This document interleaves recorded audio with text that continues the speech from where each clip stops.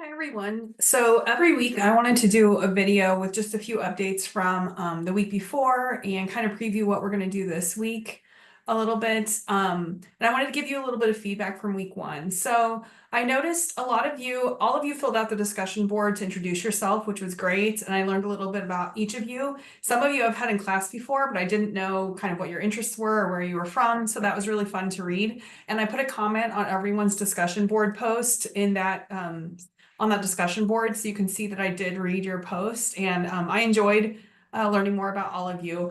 I likely will not do that every week. I'll probably just put discussion post responses in for a few people a week at most, mostly because I don't have time, and I'm sure you don't either, to reply to everyone in class, but also I don't want you to feel burdened going back and having to reread all of my comments every week. So what I did notice though in week one, and week one is probably the busiest week of the entire semester. There's just a lot going on. We had a lot of assignments, a few discussion boards.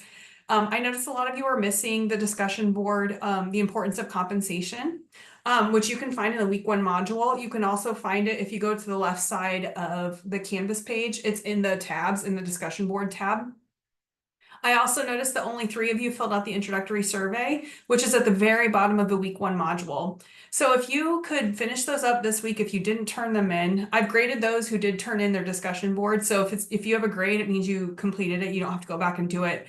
Please fill out the discussion board, the importance of compensation, and please do complete the introductory survey. Even if your answers to most of the questions are like no or none or whatever, that just helps me get a feel for where everyone's at in our class in terms of the questions I asked and about taking online classes. I know many of you are probably students who don't take too many online classes. A few of you I know because I've had you in person in classes. So I just want to figure out if there's something I can do to help you get through the online course. If you can complete those week one module missing pieces, the survey and the discussion board, I will grade those next week. If you can finish them by Sunday, and then you'll get full credit for them. I won't do this every week, but I know week one had a lot of stuff in it. So I'm trying to be a little flexible with all of you so you can get through everything on this online class before we start kind of getting into our routine where we just have, one discussion board or an assignment due every week, and then you have your smart book assignments and that sort of thing. The other thing I wanted to point out was a lot of you are HR majors. And let me move my picture here so you can see the screen. And I just wanted to give kind of an overview of what you could be doing this semester or this whole year to sort of network to help you find a job or just to meet other people in HR. For those of you who are here in Manhattan, do join the K-State SHRM chapter. I will post their meeting times when I get the graphic from the chapter. I think the first meeting's next week. I will let you know when that is. It's on Tuesdays at 6 p.m. every other Tuesday during the semester. That's a great way to meet other students. I'm sure I know many of you are already in SHRM. So that's one good way to meet other people on campus. Another thing that I would consider for all of you to do is if you're in Manhattan, join the Herman group. That's the local Manhattan SHRM chapter. So those are local HR professionals who are meeting on a monthly basis. They have a meeting. They also have happy hours once a month as well. That's a great way to find a job if you want to stay in the area or if you want to connect with HR professionals in other areas. I know many of you want to go back to your hometowns or want to live somewhere else, not necessarily Manhattan. That membership is free for all K-State students, so you wouldn't have to pay to be a member of that group. So that would be a good way to do more networking. If you're not in Manhattan, I would search for your local SHRM chapter and join that SHRM chapter. If you can't find that chapter somehow or you don't know what it is, email me and I will help you find that chapter because I have many contacts who can tell me, oh yeah, there's not a chapter in this city, but actually we have a local county chapter here. That would be a good place to join.